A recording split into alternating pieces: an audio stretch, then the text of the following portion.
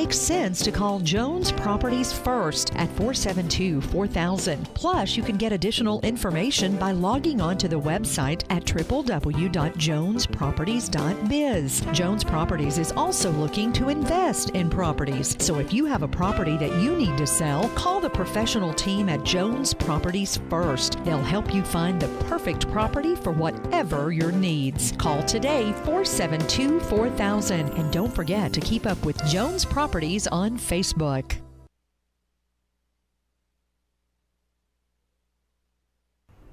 You're listening to Backfire with Steve Hickson on Whoop FM.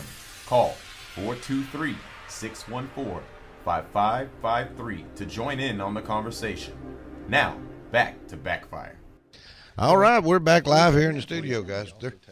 They're still having conversations, so. All right. Sorry, you're live on there. I know we're live. I was trying to whisper. We were on the Zimmerman case. This never stops. Even when we take a break, they get off here and talk about these. I've got one more thing I want to talk about under the Obama plan. I thought this would bring a little conversation. Increased investments and incentives for clean energy projects, including money for carbon capture technology. In other words, first off, the word investment. Is that fracking? Investment. Is that what they call fracking? No, that's not fracking. Oh. By the way, there's a Saudi prince that's scared to death of fracking. Sure they are. Oh, really? Oh, yeah. He actually published a letter so the king could read it about how Saudi Arabia needed to move away from their dependence on oil revenue because fracking was going to actually cause oil or energy independence for other countries, and Saudi Arabia was going to be in trouble income-wise. But anyway, rather than invest money in fracking. Don't say investment. It's government spending. Oh, government spending. Okay, I'm sorry. Increase investments and incentives for clean energy projects, including money for carbon capture. Solyndra. Okay. In other words, he wants to pick and choose who wins and who loses in the economy. It's the argument of a planned economy versus an actual free economy where the consumer makes the choice. Mm-hmm. It's the argument for thinking long-term instead of thinking who's long-term thinking? His. All of ours. No, well, I don't have any input in it. Guess what? Years. My long-term thinking would have been, let me buy an incandescent light bulb. Don't make me have to buy an $8 light bulb. But some government bureaucrat decided that GE was the preferred company, and so they passed a law that I have to buy a GE-made product. That is not accurate, John. Go ahead, caller. You're live. Hey, guys. I think there's going to come a time when everybody has to come to the realization that there really is virtually no difference between Republicans and Democrats. What we have to understand is that you're either a small government conservative, constitutionalist, or you're a big government progressive, and they're in both parties. I mean, you have the progressive big government that is in the Republican Party, from Chris Christie to Marco Rubio, and they're just everywhere. You know, Jeb Bush, and of course you have them in the Democratic Party also. So in reality, there's really no difference amongst that group. They have these little differences, but as a whole, in a policy position, there is no difference in how they affect our economy. The only thing that's different from what they propose is what the small government constitutionalists propose. And I don't care what letter you wear in front of you, that is what matters. You know, and Franklin makes a perfect point. You know, he can say, well, your governor's a big government. Well, yeah, he is, but he's not a small government constitutionalist. You know, Chris Christie is not a small government constitutionalist. So they're not, if you're a small government person, if you think the government needs to get out of your life, if you're tired of the crony capitalism, using Wall Street as an example for anything other than just, you know, thieves is what they are, then you're going to go the progressive way. But if you think that everybody should make their own decisions and that we should be allowed to have a free market economy, then you're going to have to go small government. Hey, Dan. Constitutionalist. Yeah. Hey, Dan. What's your question? I can't believe Franklin was talking like about Haslam like that. You know, there's going to be people come to your house and take your mailbox or something. Thanks, Dan. All right. Here, the other part of the president's plan that was mentioned, and I think it's one that we've talked about a little bit in here before, though, is his suggestion that we spend some money on infrastructure. Building bridges. And there's an article here about this today that there are over 100,000 bridges that are deemed substandard or deficient. 89 bridges in Hamilton County alone are functionally obsolete, and 24 bridges have been deemed structurally deficient. That's not in Bradley County, 13 of our 197 bridges are structurally deficient, and 36 are functionally obsolete. That's a significant issue that we all have to address. I don't know how we do it. Well, what about the dam in Chattanooga? He didn't address that either yesterday. That's an infrastructure project. I mean, there's there's things to fix everywhere. But you know what? All of those things are things that were built by government. The bridges? Sure. But Franklin, here's the problem. A lot of us believe the government, none of us say they don't have a place in society. The problem is they're doing too many other things they shouldn't be doing. They're spending, we're doing studies on why lesbians are fat, Franklin, at millions of dollars. Quite frankly, I'd rather make sure the bridge we drive across is safe rather than to figure out why lesbians are fat.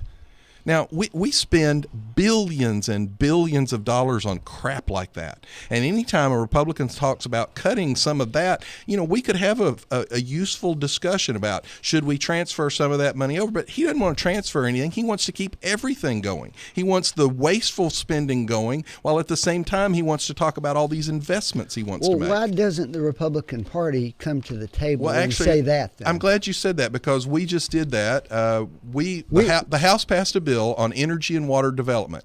It's a $30.4 billion bill, and it's $2.9 billion less than was appropriated last year. That's 0.08% of the total outlays. Do you know what the president called it? A draconian cut. 0.08% reduction, and it's a draconian cut. So that's what we get from him when you do try to cut. Matter of fact, one of our own congresswomen did something on it. What bill is this, John? It's a energy and water development bill. Is that the bill that deals with things like the lock down in Chattanooga?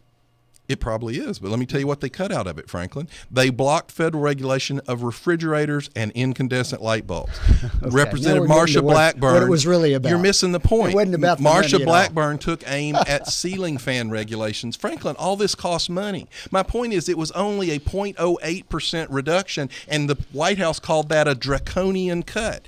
Now, every dollar of spending that we do goes into the pocket of somebody that's lobbied the government. For example, Obama Phone for Millionaires. You heard about this one? It's a federal program under which telephone companies serving Maui Beach developments in Hawaii and Scottsdale golf communities receive subsidies amounting to thousands of dollars per year for every line they install. So you've got multi-million-dollar golf developments that the taxpayer is subsidizing the phone service to. That kind of crap needs to be cut, and then we might be able to talk about bridges. But once again, Republicans cut some of that, and the president called it a draconian cut. Well, the answer to your question, that's just some more scandals, John. Is that phony scandals? Is that the Republican Party never seems to propose doing anything? They just did. They cut it, and he called it a draconian cut. That's the only proposal they ever make. Franklin, we cut things all the time. We've been trying to get rid of the light bulb regulations that cost the economy billions of dollars, cost the consumer billions, and you people have blocked us every time. What about the pipeline that only is going to create 50 jobs? Well, he didn't even use his own government numbers. He used a environmental agency's numbers that's opposed to the pipeline. Only going to create 50 full-time jobs. Do you believe that, Franklin? Actually, what he said. No, wait a minute. No, he said it. You're misquoting. No, he said 50 permanent jobs. All right, 50 permanent jobs. Yeah. Do you believe that? Do you believe that? Sure. I think it's more like 20,000 jobs. And in Canada. Let's do our work. Franklin, the Washington Post actually said, now this is the Washington Post, a liberal newspaper, said ordinarily we would expect the president to cite an estimate from his own State Department rather than a think tank opposed to the project. The Post story said they gave him 2 Pinocchios on that.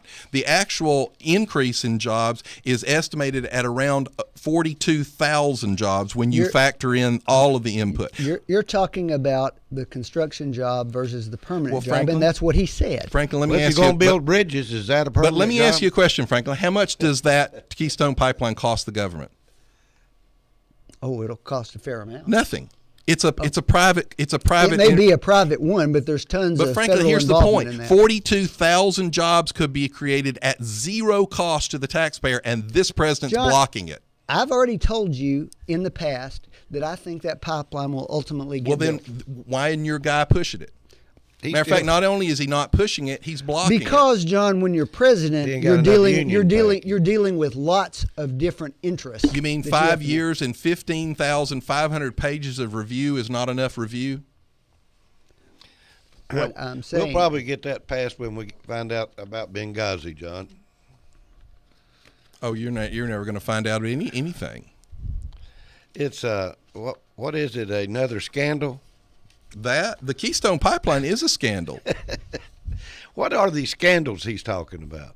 Well, anything he doesn't like. Matter of fact, what's amazing is he came out in May and talked about how horrible the IRS situation was, that it was a terrible event. He was going to get to the bottom of it, and heads were going to roll. No heads have rolled, and now he's, 5 or 6 times in the last week called it a phony scandal. Another phony scandal. What's a phony scandal?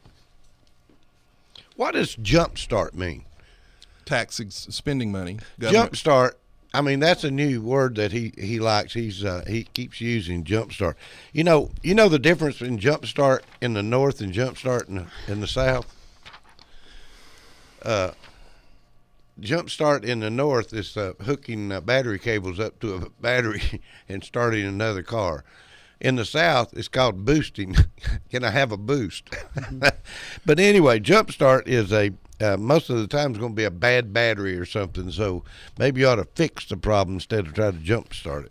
Well, jumpstart's a big new word he likes to use. Well, when you mentioned phony, I'll give you the best quote on phony. The best quote came from the mother of border agent Brian Terry, who was killed with fast and furious guns that our own government let slip, or purposely let slip. This is her quote: "Mr. President, come to Michigan and I will show you my son's grave. Then let's have a conversation about your definition of phony scandals." Yeah. I can't believe he even refers to it as phony scandals. How does he do that, Franklin? Well, because every time we get into these, we discover that they're never what you claimed that they were going to be on the front end. Like what? Let's use Benghazi. Okay. You guys were convinced, both of you in here, that the president was looking at some monitor watching the whole thing happen, that he was directing it, that these people That's at the not top, what we said you at know, all, that there were troops just over the hill that could have gotten there. Well, let me ask you, And all the should evidence the is- president all have been the doing what you just said? Should he Our have been point doing- was not was he. We kept asking what was he doing. And Yeah. by the way, Franklin, this Yeah, past but week, the problem is, though, Hey. the people who were investigating it, though, John, in this case largely Republicans, were making quotes like, well, when we show that the White House was involved, Franklin, before they ever this knew week, anything. a former U.S. ambassador said that a stand-down order to the military could have only come from the president himself. That's a former U.S. ambassador. That is ridiculous. That's They her couldn't come position. from the general in charge of the Not area? on, actually, Franklin, not on something like that. John. And our question is, I'm not saying he did or didn't do anything. I'm telling you That's they exactly they right. refused to answer any questions. That we isn't can't, true either. Franklin, the IRS scandal, for example, was 2 rogue agents. Now we found out not only was it in D.C., but it actually involved one of only 2 political appointees from the White House. Now the amazing thing is Jack Lew, who's the new Treasury Secretary, said he was going to run the investigation. And what's the other this thing past, that we found out, John? What? We found out that there were liberal groups being targeted too. We found out there were But a you don't want to few, talk and about none that. of them were targeted the way. Matter of fact, Here's the the own other- here's IG the- said here's that the other the part of own IG said Here's that the other was part not of it true. that doesn't get talked about. None of the groups that you're talking about were ever actually permanently denied their status. No, they all just, got them. They were all denied through the election They cycle, got which was them. right after Obama won re-election, which was all it was about. Matter of fact, get this Hold one. it, Christine hold it. O'Donnell. Whoa. Christine Whoa, whoa, whoa, whoa. O'Donnell, Franklin, the day Christine O'Donnell announced her candidacy for the U.S. Senate, a lien was placed on her home, which was an improper lien, and they admitted later it wasn't. That very same day, the day she announced, a Maryland or Delaware state employee illegally accessed her IRS file and leaked it not only to the press but to the opposition. All of that has been irrefutably proven, and yet we still don't know why. They said, oh, it's just a coincidence. It's a coincidence that a lien was placed on her home illegally. That would have been what year, John? 2010. Okay. We still haven't found out. That's the problem with this administration. It's the most transparent administration in history gives nothing. It's another phony thing here. Except that John wants to create linkages that aren't there. The president does not run the only reason Internal there's no Revenue linkage Service. there is because He this doesn't president run it. won't release anything. The Tell me why. president is barred by law. No, from Franklin. Tell operating me here. why he invoked executive privilege in the Fast and Furious case and refused to turn over The documents. president didn't invoke it. Yes, he did. The Justice Department did. The Justice Department Which is can't do also that. which The is president also has to do barred it. from being operated by the president. Now let me see. The Justice Department invokes executive privilege to keep from having to turn over documents implicating the Justice Department. All right, new topic. Guns in schools in Arkansas. What's your opinion on they're tell arming? me about they're it. I don't arming. know anything about well, they're that. arming 20 teachers in one of these high schools It's in very Arkansas. similar to the bill we passed that allows teachers to carry guns in schools. Right, and basically the school has paid for a training. There's deal, all and- kinds of training requirements. and they put 20 of their teachers. They've got guns on them now in the school. Well, Israel did that years ago, and after they did it, they didn't have a single attack on a school after that. And they had multiple attacks before that. Right. Matter of fact, this is an interesting fact. The United States is third in murders throughout the world. Third. But if you take out Chicago, Detroit, Washington, D.C., and New Orleans, the United States is fourth from the bottom in murders. Those four cities have the toughest gun control laws in the United States of America. So the four cities with the toughest gun control laws actually move us from fourth from the bottom of all countries in murders to third from the top. The problem with that is that the areas that you're talking about are swimming in guns. There's no shortage of guns That's in those the neighborhoods. point. Well, no, Congratulations. here's the Welcome to the argument, Well, here's- Franklin. no. Gun control laws don't work on crime. Here's the argument, actually. In those neighborhoods that you're talking about, everybody's got a gun. Are you talking about Is that Detroit? against the law? Is that against the law, Franklin? You mean these people are violating a law? Because they can walk across the city limits But it's lines and buy a illegal. gun. But it's illegal to do that, isn't it? To do what? It's illegal to walk across the line and buy the gun, isn't it? Nobody Is with it illegal? half a brain could possibly make the argument that there's a shortage of guns in America. You're missing the point, Frank. You don't want to answer that question, do you? It's already illegal for them to do that. But Therefore, they're already it's only breaking relevant, the law. though, John, because there's so many places where you can get them so easily. I guess, Franklin, if we could pass a double super secret law that they wouldn't violate, then it would work, right? Guess what? Criminals break the law. Another gun control law won't stop that. Now, Project Exile, which the NRA championed, will stop that. What they did is You mean like federal background checks No. that the NRA championed until the president was for it, and then they're against it?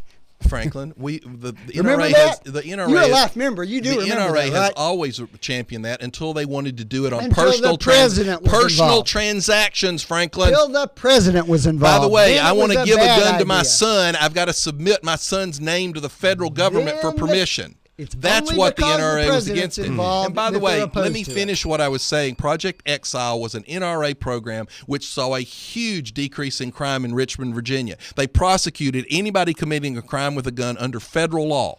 And gun crime in Richmond, Virginia plummeted.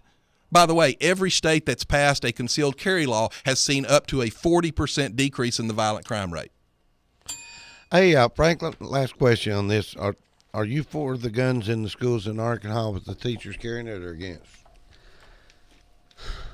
I would rather there be a a trained law enforcement person in the school than having other folks there who I think the training is not really that substantial.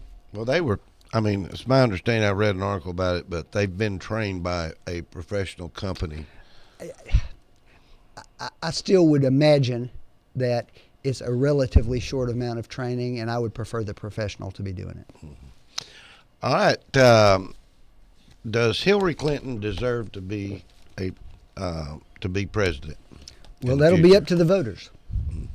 Well, the Wienergate. To evaluate that. The Wienergate is actually an interesting connection to that, because one of the reasons that we're focusing on what Wiener did so much is because we don't want to focus on what his wife has done as Hillary Clinton's direct assistant. She actually worked for the State Department, was Hillary's basically second in command. Go ahead, Franklin. Well, I was just going to say, from what I've read, Hillary Clinton has indicated that Wiener needs to get out of the race. If you'll let me finish, that's not the point. The reason they like focusing on what Wiener did is because no one wants to focus on what his wife has done. That's why she's standing by her man. Do? Well, Franklin, when she was pregnant, she was making about somewhere between $135,000 and $140,000 something. Hillary gave her basically a part-time contract and allowed her to go home and still collect that same salary as a supposed advisor to the State Department. So she goes home and she's collecting that.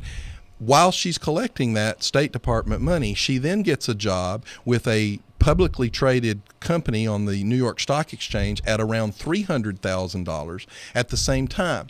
Her position in the State Department gave her access to all kinds of insider trading information. So she's being paid $140,000 by the government. She's being paid $300,000 by a company that actually trades in these very kinds of information that she has access to, as well as she also got a job with the Clinton Foundation for another, we don't even know how much.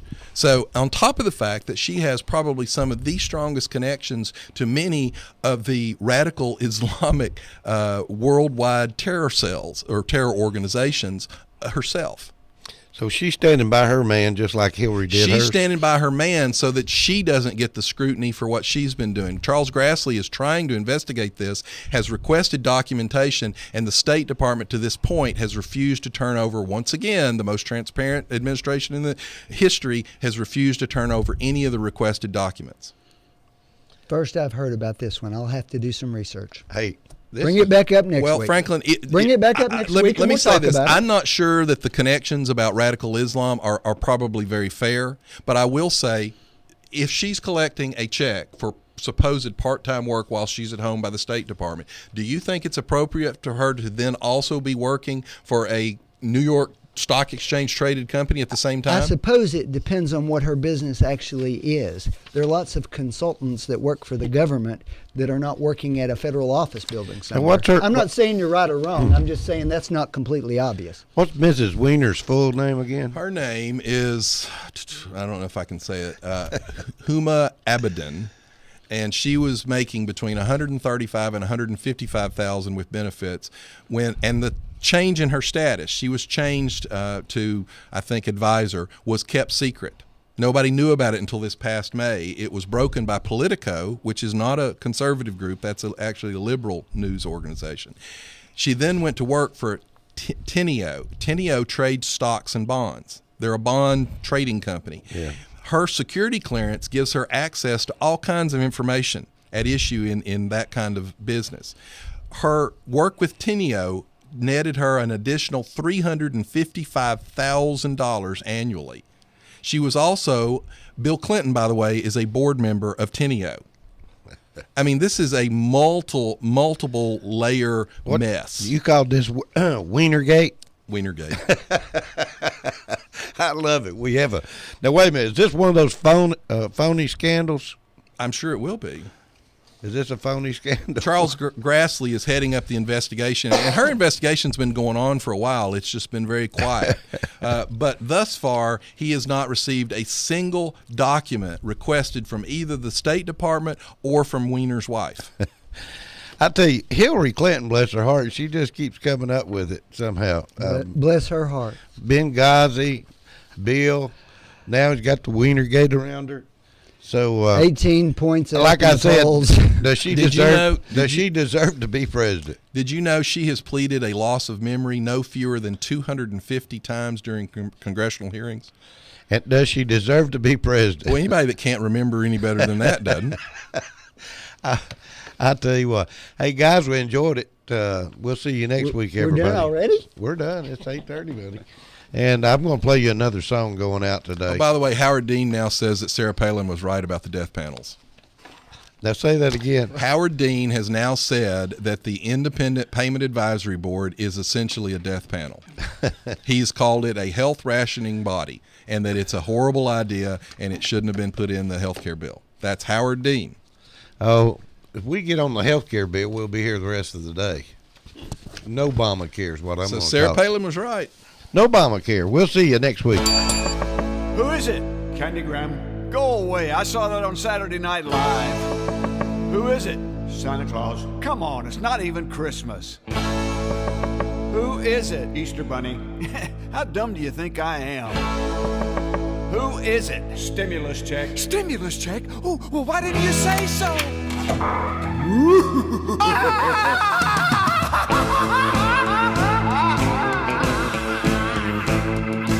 We are the government, and we're here to help. We're here to help. We are the government. We'll tell you what to do. We'll show you how to live your life, raise your kids, and treat your